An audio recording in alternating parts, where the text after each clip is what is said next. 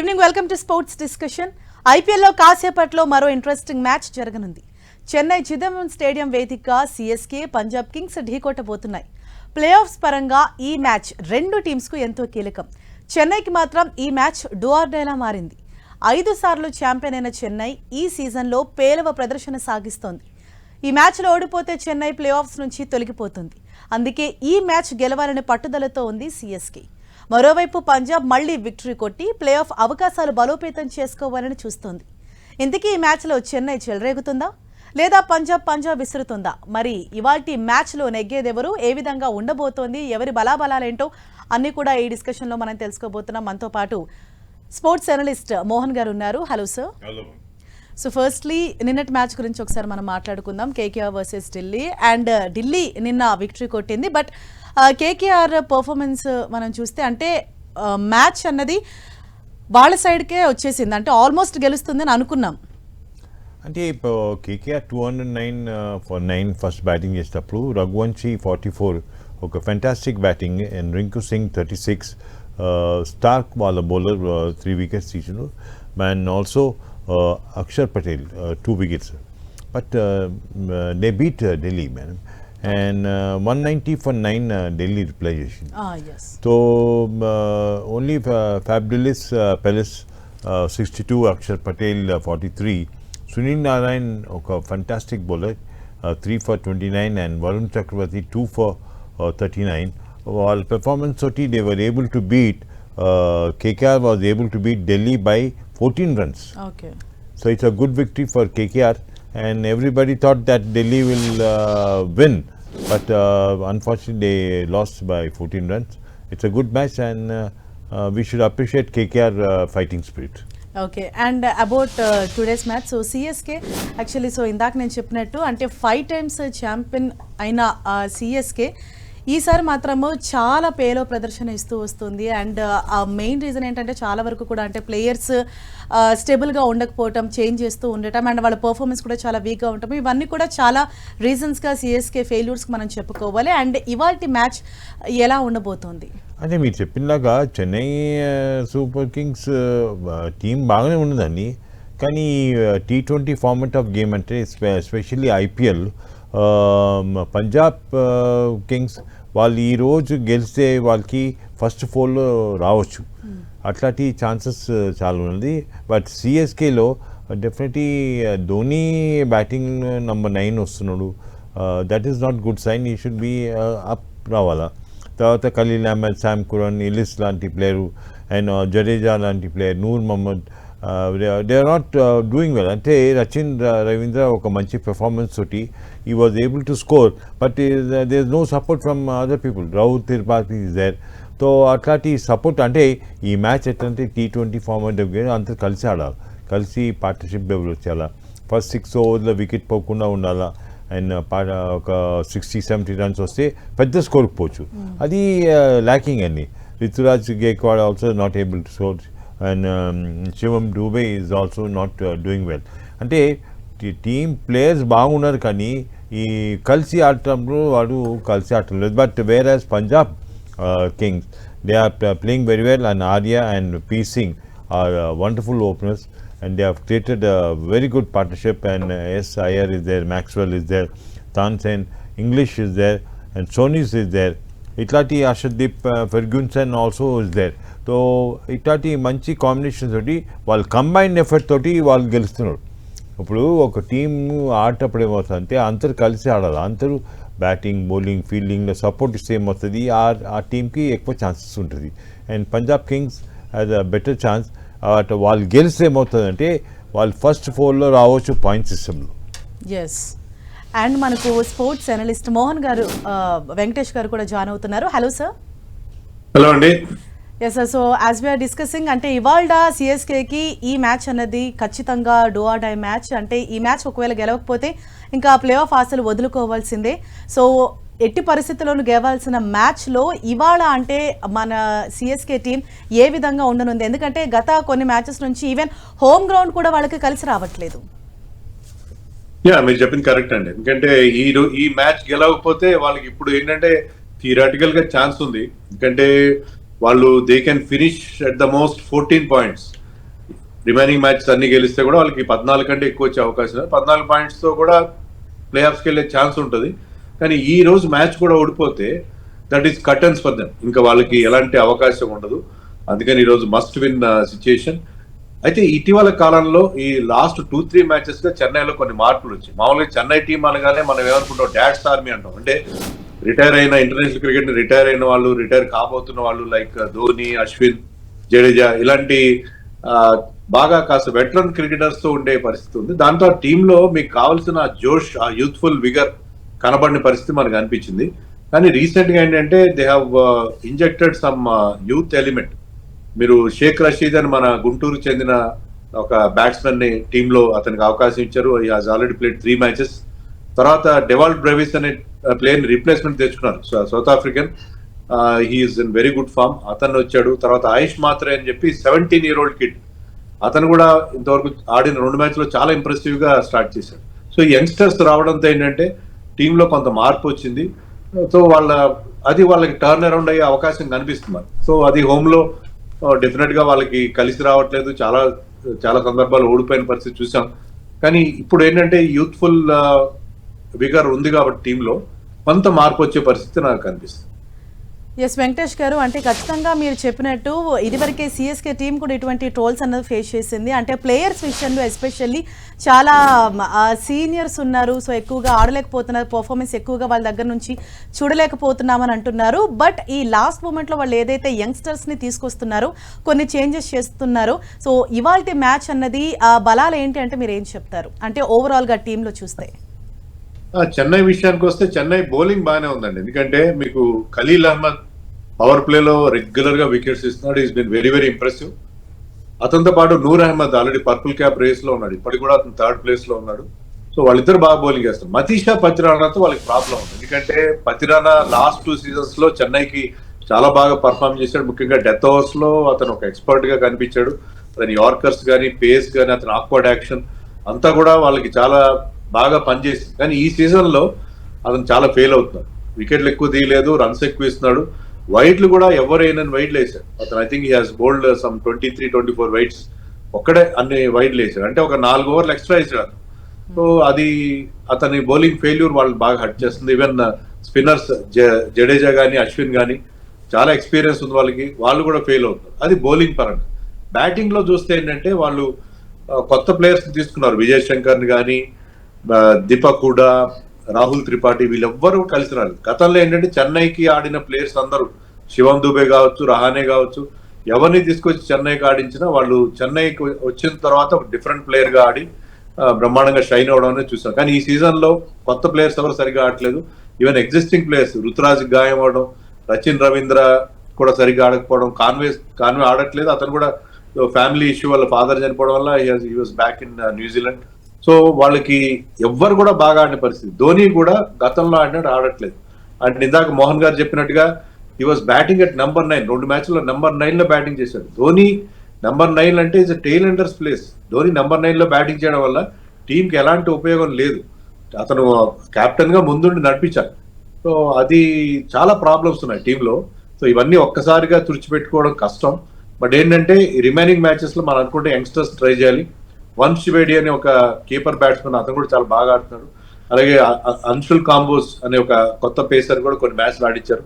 So youngsters అందరికీ chance ఇచ్చి, సరే ఈ సీజన్ ఎలాగూ మనం క్వాలిఫై కావట్లేదు, భవిష్యత్తులో అయినా బెటర్ గా పర్ఫామ్ చేద్దామని చెప్పి వాళ్ళు యంగ్స్టర్స్ అందరినీ ట్రై చేస్తే బాగుంటుందని అనుకుంటున్నాను.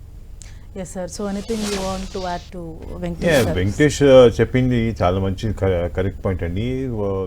కొత్త ప్లేయర్స్ అంటే యంగ్స్టర్స్ వాళ్ళని తీసుకొస్తే టీంలో ఏమవుతుంది, ఒక కొత్త జోస్ ఉంటుంది, వాళ్ళు పెర్ఫామ్ చేయాలని తపన ఉంటుంది. డెఫినెట్లీ సిఎస్కే ఆ కొత్త ప్లేయర్స్ తోటి వాళ్ళ పెర్ఫార్మెన్స్ కూడా ఇంప్రూవ్ అవ్వచ్చు. And moreover Dhoni number 9 రావది it's not a good sign అండి. He should come up and try to play well. And Venkatesh చెప్పినలాగా కొత్త ప్లేయర్స్ వచ్చినాక ఒక మార్పు వస్తుంది టీంలో ఒక జోష్ వస్తుంది. వాళ్ళ పెర్ఫామ్ చేయాలా, నేను ఇక్కడ బాగా ఆడితే కొత్త నేను స్టేట్ ఆడవచ్చు, ఇంకా ఈవెన్ నెక్స్ట్ ఐపీఎల్ ఆప్షన్లోకి రావచ్చు, అట్లాంటి ఒక జోష్ తోటి వాళ్ళు ఆడతారండి. డెఫినెట్లీ సిఎస్కే టీం బాగున్నది కానీ పెర్ఫార్మెన్స్ బాగలేదు. ఇప్పుడు Venkatesh చెప్పినలాగా Khalil Ahmed and Noor Ahmed, they are playing well. They are bowling very well. But others are not doing well. So you have to see, because పెద్ద పేరు ఉండొచ్చండి, పెద్ద పేరు ఉంటే లాభం లేదు. ఆ రోజు మ్యాచ్లో ఆ రోజు పెర్ఫార్మెన్స్ చేయాలా, కొత్త ప్లేయర్స్ తోటి కాంపిటీషన్ చేయాలా, మోర్ ఓవర్ టెస్ట్ ప్లేయర్స్ తోటి కాంపిటీషన్ చేస్తే నువ్వు నేర్చుకోవచ్చు. So they are not doing well. But PB Punjab are very very good. They are doing, if they win this match, they'll have a chance to qualify for the first four. Yes. And Arya and P. Singh, S. Iyer is doing well. Maxwell Johnson లాంటి player కూడా ఒక మంచి Punjab team అనేది obvious గా improve అవుతుంది and వాళ్ళ team కూడా కొంచెం బాగుంది. అయితే పర్ఫార్మెన్స్ వైజ్ చూసుకుంటే అంటే వాళ్ళు ఎక్కడ ల్యాక్ అవుతున్నారు, వాళ్ళ బలం ఏంటి? వాళ్ళు డెఫినెట్లీ ఆల్రౌండ్ పెర్ఫార్మెన్స్ చూడాలి. ఇప్పుడు ఇది ఎట్లాంటి మ్యాచ్, ఈ మ్యాచ్ బ్యాటింగ్ బాగుంటే కూడా నువ్వు బౌలింగ్ బాగా చేయాలా, ఫీల్డింగ్ సపోర్ట్ ఉండాలి. అది చాలా ఇంపార్టెంట్. ఇప్పుడు వెంకటేష్ చెప్పినలాగా టీం ప్లేయరు పెద్ద ప్లేయర్ ఉండొచ్చు అండి, ఆ పెర్ఫార్మెన్స్ ఉండాలి. అండ్ ఐ థింక్ స్టోనీస్ లాంటి ప్లేయర్, హర్షదీప్ లాంటి player, they are playing well and they should try to play well for Punjab Kings, and they should try to get more points so that they can come into first four. Adi వాళ్ళకి ఒక chance ఉన్నది పంజాబ్ కింగ్స్కి, and definitely they will try to win this match. That is very important. ఈ match గెలిస్తే నాకు 2 points వస్తుంది, 2 points నేను qualify అవ్వచ్చు. అట్లాంటి ఒక మంచి పెర్ఫార్మెన్స్ ఈరోజు చూపటాలా అగైన్స్ సిఎస్కే డౌన్లో ఉన్నారు వాళ్ళు. డౌన్ ఉండి వాళ్ళు బాగా పెర్ఫామ్ చేయటం లేదు. అండ్ అట్లాంటి ఒక టీమ్ తోటి మనం డెఫినెట్లీ పెర్ఫార్మెన్స్ వైజ్ కూడా మనం బాగా పెర్ఫామ్ చేస్తే మనం రావచ్చు ఫస్ట్ ఫోర్లో. ఆ ప్లానింగ్ తోటి వాళ్ళు దిగాలని. And specially Shreyas Iyer is good captain and you should try to mould the team. The qualifying into first four is more important than any other thing. Yes. And Venkatesh గారు, so ఇవాళ match జరగబోయే Chidambaram stadium pitch అన్నది ఎలా ఉంటుంది? Like అది bowling అనుకూలమా, బ్యాటింగ్కి బాగుంటుందా? First ఏది చూస్ చేసుకుంటే బెటర్గా ఉంటుంది? Either CSK. ఇప్పుడు మీకు చిదంబరం స్టేడియంలో బ్లాక్ సాయిల్ పిచ్ ఉంటుందండి, అది స్లో అండ్ లో పిచ్ ఉంటుంది. మోస్ట్లీ అక్కడ మీకు 200+ స్కోర్స్ సాధారణంగా రావు, చాలా రేర్గా వస్తాయి. సో 180, అరౌండ్ 180, 170, 180 ఆ రేంజ్ లోనే వచ్చే అవకాశం ఉంది. స్పిన్నర్స్ కి డెఫినెట్ గా హెల్ప్ ఉంటుంది అక్కడ. ఇప్పుడు కూడా మీకు చెన్నైలో spinners will get some purchase from that pitch. So రెండు టీమ్స్ కూడా స్పిన్నర్స్ మీద ఎక్కువ డిపెండ్ అయ్యే పరిస్థితి మనకు అనిపిస్తుంది. టాస్ గెలిచిన టీము నన్ను అడిగితే ముందుగా ఫీల్డింగ్ తీసుకుంటారు. దానికి సింపుల్ రీజన్ ఏంటంటే డ్యూ ఫ్యాక్టర్. ఓకే, చెన్నైలో చాలా వేడిగా ఉంటుంది. ఎప్పుడైతే మీకు డే టెంపరేచర్ కి నైట్ టెంపరేచర్ కి తేడా ఎక్కువ ఉంటుందో మీకు ఆ డ్యూ ఫామ్ అవుతుంది గ్రౌండ్ లో.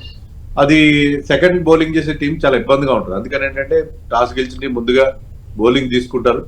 అదే చెన్నైలో మనకు వస్తున్న వార్తలు ఏంటంటే కొంచెం ఓవర్ కాస్ట్ గా ఉంది. వర్షం అయితే పడలేదు కానీ ఓవర్ కాస్ట్ గా ఉంది. ఓవర్ కాస్ట్ ఉన్నప్పుడు డ్యూ పడడం కొంచెం తక్కువ ఉంటుంది. But in any case T20 match లో ఎవరైనా సరే, ఏ కెప్టెన్ అయినా సరే టాస్ గెలిస్తే ముందుగా బౌలింగ్ తీసుకోవడం అనేది మనం చూస్తుంటాం. ఇక్కడ కూడా అదే జరిగే పరిస్థితి మనకు కనిపిస్తుంది. రైట్ వెంకటేష్ గారు, ఇంకా మరింతగా మనం